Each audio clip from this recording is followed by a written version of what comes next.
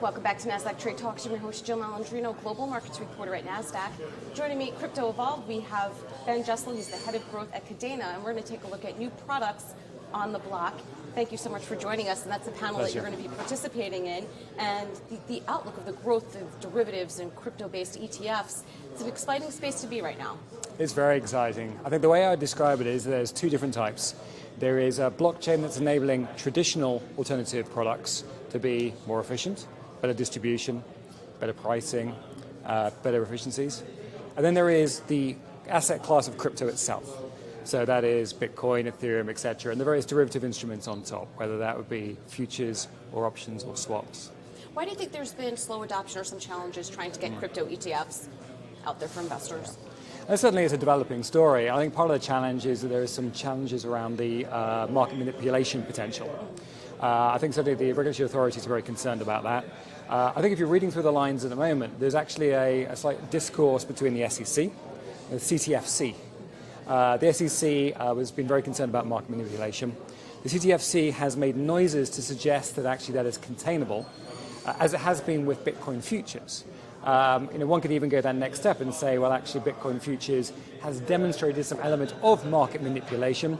If you look at some of the run-up and then the subsequent fall that occurred, the boom and the pump, and then the crypto winter itself. Well, it seems to be that there's more engagement now, particularly if you had that big run in the price as well. So maybe that might open up the conversation again, or absolutely. I think things like Libra as well shows that the pace of adoption and the march of innovation will continue to move forward. So therefore, the regulatory authorities will have to do something. I think everyone is more comfortable with some of these asset classes now. Right. And there's also other ways that synthetically these are being created outside the traditional mechanisms of things like ETFs. And that's interesting. Tell us more about that.